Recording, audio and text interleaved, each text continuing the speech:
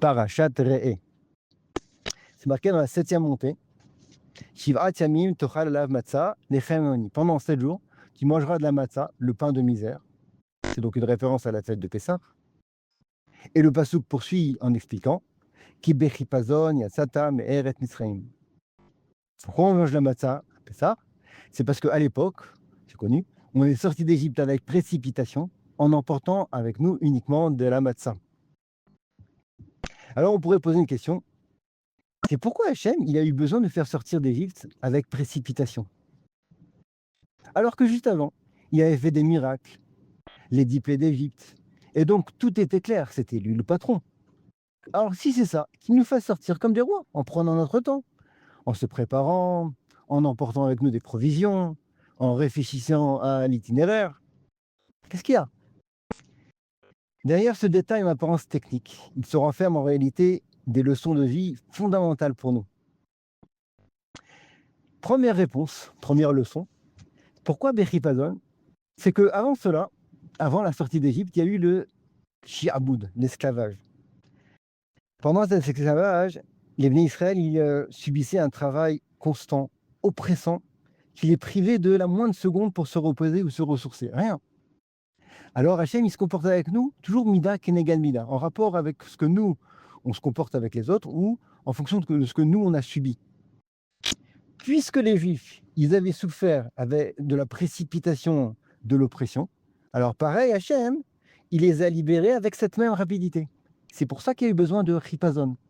Pour nous apprendre que Hachem, il fait toujours, il se comporte avec nous mida kenegal mida, en rapport avec ce que nous, on a subi, ou ce que nous, on se comporte. Alors l'enseignement est évident, c'est que la providence divine, elle est d'une précision absolue.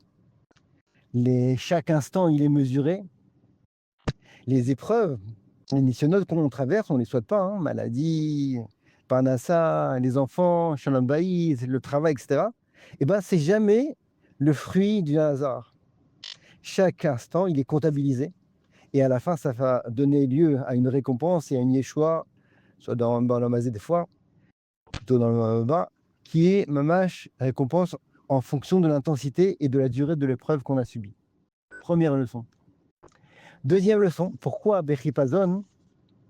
C'est que, comme on a dit, les Israéliens sont sortis sans rien, aucune provision, que de la matzah. Pourquoi Hachem il a fait comme ça rapidement?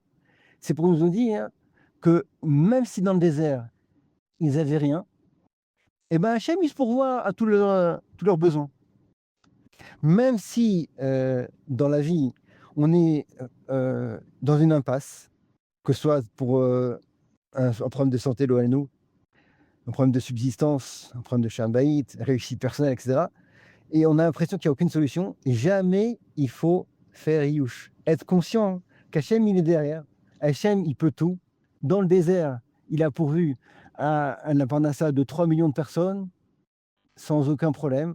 Et bien, pareil, Hachem, il pourvoit aux besoins de quiconque, tout juif qui s'en remet à lui. Simplement, il faut avoir la émouna. Voilà, c'est pour ça qu'il y a eu besoin de Ripazon. Il faut vous apprendre cette leçon-là, que Hachem, il a toujours des solutions, même quand on croit qu'on est dans l'impasse. Voilà, c'est ça les deux leçons, les deux tiroutines de Ripazon. De un, c'est pour nous apprendre qu'il se comporte avec nous, Hachem, proportionnellement à nos épreuves. Et de deux, c'est que toujours, il pourvoit à nos besoins, même si on croit qu'on n'a aucune solution. Shabbat Shalom.